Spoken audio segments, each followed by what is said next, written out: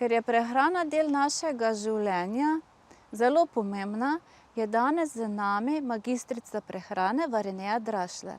Pogosto se nam v življenju dogaja, da naša telesna teža ni konstantna, da telesna teža niha ali gre malo dol ali pa se povzdigne. Tudi pri bolnikih z multiplo sklerozo je prav tako. Tudi čez razvojno obdobje se nam to dogaja. To pomeni, čeprav razumem, da se nam telesna masa znižuje in poviša. Nam lahko razložite, kaj pomeni to nihanje telesne mase, zakaj se to dogaja, kakšen je način, postopek dogajanja tega, tudi pri bolnikih z multiplo sklerozo? Že v prvem klipu sem omenila, da je to, kaj se dogaja z našo telesno maso, odvisno od energijskega ravnovesja. Pa kaj sploh je energijsko ravnovesje? Energijsko ravnovesje je razmerje med porabo in vnosom energije. Če pogledamo najprej eno stran tehtnice, torej porabo energije, naše energijske potrebe so sestavljene iz več različnih komponent. Največji del k temu prispeva bazalni metabolizem, to je tista energija, ki jo naše telo potrebuje samo zato, da opravlja osnovne življenjske funkcije, oziroma energija, ki jo potrebujemo samo zato, da lahko živimo. Bazalni metabolizem je odvisen od spola, od starosti, od telesne višine in mase, od telesne sestave, od okolja, v katerem se nahajamo, od zdravstvenega stanja in še nekaterih drugih dejavnikov. Poleg tega pa k porabi energije zelo pomembno prispeva tudi telesna dejavnost, tako načrtovana, tukaj imam v mislih neko športno aktivnost, kot tudi nenačrtovana, sem pa spadajo na primer hoja po stopnicah, obešanje perila, košnja trave in podobno. In ker nismo vsak dan enako telesno aktivni, se tudi naše potrebe iz dneva v dan spreminjajo. No, na drugi strani pa imamo vnos energije, to pa je tista energija, ki jo dobimo iz hrane oziroma bolj poznane kalorije.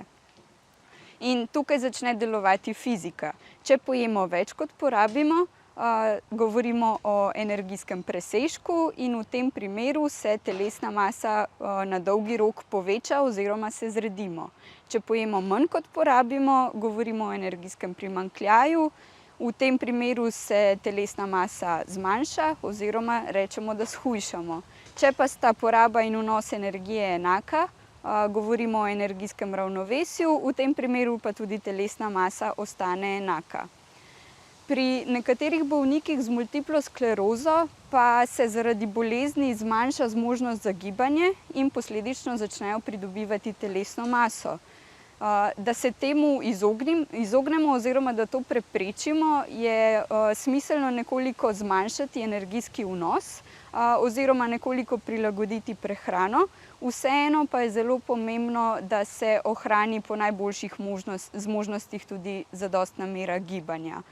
Po drugi strani pa imajo tisti bolniki, pri katerih je prisotna večja spastičnost oziroma zakrčenost mišic, ravno zaradi te konstantne aktivnosti mišic, višje energijske potrebe.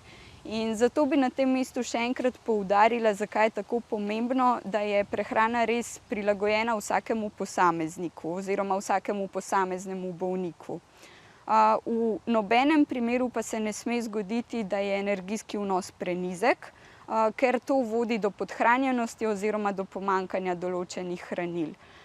Bolniki to sprva občutijo kot povečano utrujenost, pomanjkanje energije, lahko pa se tudi pomembno poslabšajo simptomi bolezni, poslabšata se razpoloženje in počutje in pa tudi delovanje imunskega sistema. No, in ne samo, da mora biti energijski vnos primeren in prilagojen vsakemu posamezniku, ampak je pomembno tudi, iz katerih hranil oziroma iz katere hrane dobimo to energijo. To pa si bomo bolj podrobno pogledali v naslednjem klipu. Če sem vas pravilno razumela, pomeni, da če nekdo, ko ne more se gibati, da je recimo tudi ves čas, večinoma časa v postelji ali na vozičku, je tudi zelo pomembno, da se prehranjuje, da ta vnos hrane ni premajhen, ampak pravilen glede na izbire živila. Sem razumela to Ja, res je. prav? Nikakor ne smemo povezati tega, da nekdo cele dneve preleži, s tem, da to pomeni, da tudi mora zelo omejiti vnos hrane. Tukaj je bolj stvar tega, da je potrebno mogoče malenkost zmanjšati količine oziroma nekako narediti kakšno zamenjavo znotraj živil, ki jih nekdo uživa, naprimer nekatera bolj mastna živila za manj mastna, že s takimi spremembami lahko naredimo ogromno spremembo, ali naprimer, da se doda več zelenjave noter v obrok, ampak praktično krožnik je na koncu koncev še vedno poln. Hvala za tak izčrpen odgovor. Hvala.